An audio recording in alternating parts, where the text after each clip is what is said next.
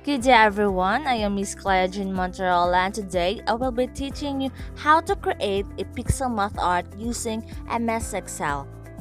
So now let's open our MS Excel. So ang una natin gagawin is adjust the columns, the A and B. So now let's set our font style to Tahoma, but it depends on you kung anong gusto nyong font style. So for letter A, let's just say find the value of x. So dito natin ilalagay yung mga questions natin. And for letter B, let's just say is answers. So sa letter B naman natin ilalagay yung mga answers natin. Then type the questions.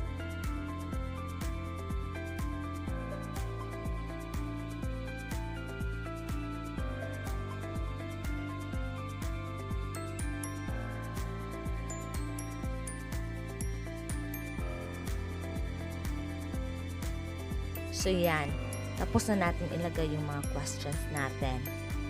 At ngayon, gagamit naman tayo ng 10 by 10.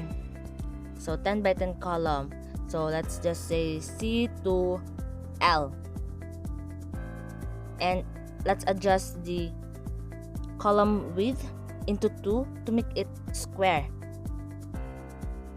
So I have already downloaded a pixelated image and that is French fries, but you can search in Google. So a pixelated image, it depends on you what image you're gonna use.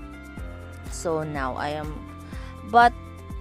disclaimer, I am just making a 10 by 10 pixelated art. So that image is just a guide for me. So here, highlight into black, highlight, and highlight yellow for our French fries, and red. So red. So yan, tapos na ating pixelated French fries, i-delete na natin yung guide natin. Diba may 10 questions tayo? Ang gagawin natin ngayon is paano natin i-connect ang answers natin at ang pixelated art. Kung mali ang answers ng student, the pixelated art will not show. So let's highlight this part. Click for conditional formatting. So here, highlight cells rules and click more rules, and click use a format to determine which cells to format. So put equal and click for the number 1 part. So kung napansin nyo, sa pag-click ko ng cell, may lumabas na code. So, yan. That is code for our formatting. So, now, lagyan natin siya ng greater than and less than sign before the answer. Para yung lalabas lang is yung mismong answer lang. And then, click format. And click for fill. And I choose no color, but you can choose whatever color you want. Ginagawa natin to para pag mali yung answers ng students is hindi lalabas yung mismo color ng students or hindi mabubuo yung pixelated image natin. So click OK. O yan, diba nawala yung hinighlight natin kanina. And pag nilagyan ko ng number 5, which is the answer, so public siya. Pero pag nilagyan ko ng number 2 is mawawala siya or hindi siya lalabas yung color. So diba, kita nyo. So yan, just follow my instructions. Yun lang, ulit lang, yun lang yung routine niya. Highlight, control formatting, highlight, more rules, list, and click the number, Click the color. So, yan. So, ulit-ulitin lang yon hanggang sa maubos nyo i-highlight yung pixelated image natin depending on your questions. So, yan.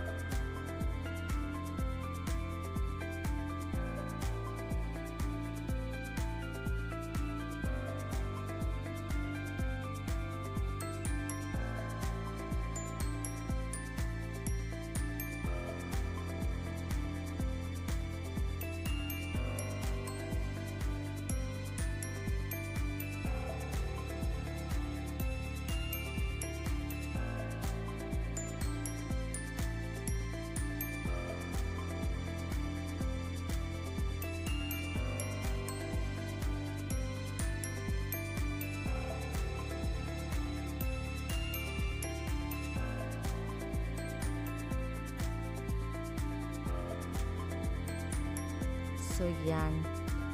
Tapos na, nawala na yung pixelated image natin. Now, let's try. Let's put the answer file. So, lalabas yun.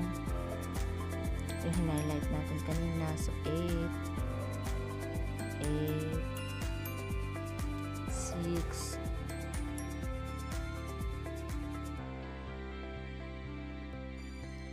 so, sorry for this. 2 ang nalagay ko kanina. So, adjust na lang natin yung question. Si question na lang yung mag-a-adjust. So, let's say, let's put this a 5 to make it, yeah, the x will be 2.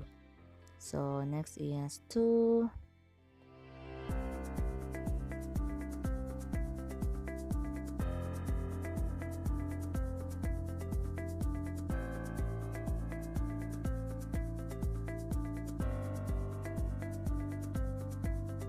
So that's it. We tried already when we put the answers. So now let's put a wrong answer. So let's just save. For number 1, let's put 1. So, diba? Kita nyo na wala yung highlighted part for number 1. Let's see here. Let's put 5. So wrong. So, hindi. So, nawala. Let's just send yes. Yung mga nilagay ko is wrong answers.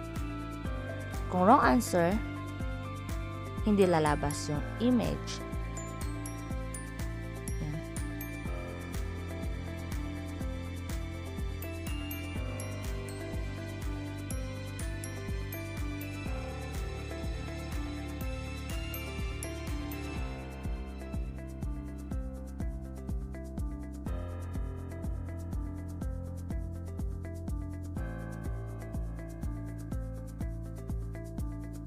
This activity is very interesting for the students to challenge them to get a perfect score.